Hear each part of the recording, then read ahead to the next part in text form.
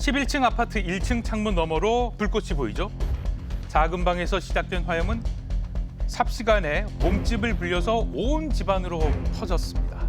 화재가 발생한 건 지난 14일, 최초 신고자는 20대 거주자입니다. 거실에서 잠을 자던 중에 타는 냄새가 났고요. 그리고 경보음이 들려서 주변을 확인해 보니까 작은 방에서 화재가 발생했고 바로 119에 신고했다고 합니다. 늦은 밤 갑작스러운 화재 소식에 주민 62명이 긴급 대피했고요. 그 과정에서 17명이 연기를 마셔 병원으로 이송됐습니다. 또 화재로 인해서 2,500만 원 상당의 재산 피해가 발생했습니다.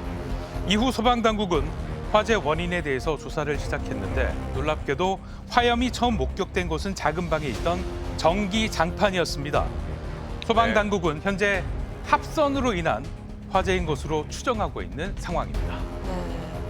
또 추위가 갑작스럽게 찾아왔잖아요. 네, 그래서 전기장판 꺼내시는 분들 참 많으실 것 같은데 이 겨울만 되면 전기장판 화재 사고가 끊이질 않는 것 같아요. 네, 뭐 자체 결함도 있을 수 있겠지만 우리가 참 간과하는 게 그냥 켜놓고 깜빡하는 경우가 그렇죠. 있잖아요. 네. 그것도 고온일 경우 문제가 됩니다. 또 보관할 때 잘못 보관하면 자칫 화재 위험이 클 수도 있습니다.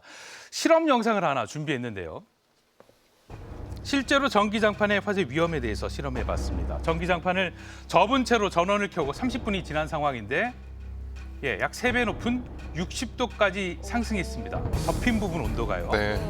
그러니까 전기장판을 접었다 폈다 반복할 경우에 열선이 꼬이면서 온도가 2배나 더 높은 상황. 심하게는 열선이 벗겨지거나 끊어지면서 불이 날 수도 있습니다. 또 라텍스 우리 요즘 많이 쓰잖아요. 네. 라텍스 소재의 침구와 함께 사용할 경우 이렇게 열이 빠져나가지 못하고 축적되면서 화재 발생이 더 큽니다. 조심해야겠어요. 소방청 국가화재정보에 따르면 전기장판으로 인한 화재는 2021년 179건, 그리고 지난해 242건으로 크게 증가하는 추세를 보이고 있습니다. 전기장판을 안전하게 사용하기 위해서는 열선이 꺾이지 않도록 둥글게 말아서 보관하는 것이 네. 중요합니다. 그리고 사용하지 않을 때 코드를 꼭 뽑아주셔야 되고요.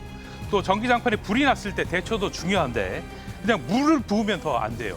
누전이 그렇죠. 날 수 있기 때문에 꼭 소화기를 사용하셔야 됩니다. 네.